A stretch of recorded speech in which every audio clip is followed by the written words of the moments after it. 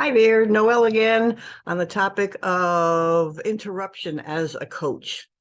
Okay, so when you're a coach and you're doing it right, you are caring more about the person's liberation than you're caring about how comfortable you are, challenging them in areas.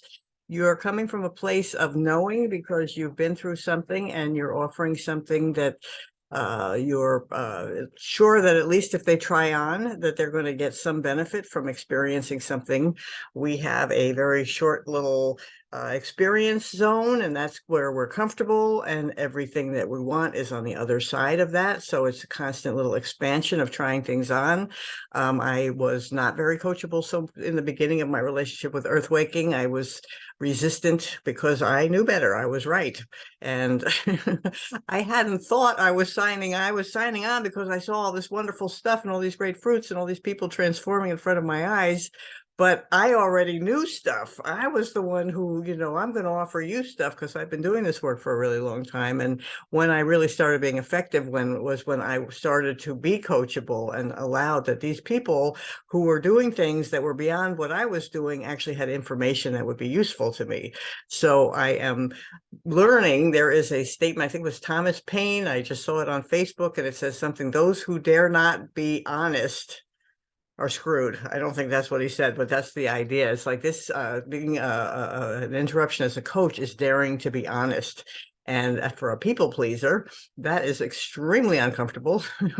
Not liking it one bit, but I'm getting better and better at it all the time because I keep trying things on. And in my experience, oftentimes, maybe because I have all these people pleasing skills, and maybe that's a detriment, I'm not sure, we'll see. But it feels a lot of times I'm putting something out there and I think I'm going to get stomped, but maybe because we're in this culture where we're appreciating that, most of the people, most of the time, take a breath and say, okay, I'll try that on, or I appreciate that. So that's really a very enjoyable thing as a interruption as a coach, having folks that are willing to hear you, or at least, okay, no, that doesn't feel good. Well, let me try it on. And I'm hoping that my my career goes like that a lot of the time, but not to the point, because a lot of times, like when you lance a boil, it's no fun to stick that sharp object in this pressurized pane, and there's an explosion. And so if you see that as a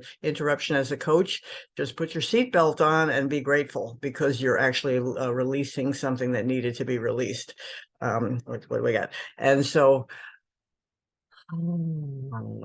it remains, I believe, being coachable as well, so that you are always expanding and growing, so that you're constantly, at the edge of bringing something new. Like a teacher sometimes is the person who, like, I really don't know as much math as I'm getting paid to teach, but let me just stay ahead of the game a few steps so that I've got something to offer this classroom full of kids that I'm being paid to teach math to. And that feels to me like a lot of what's going on in my experience of trying to be an interruption as a coach is I am always being coachable, or at least I'm trying, so that I am expanding. I'm also very simpatico with people's discomfort, and my time has come and gone.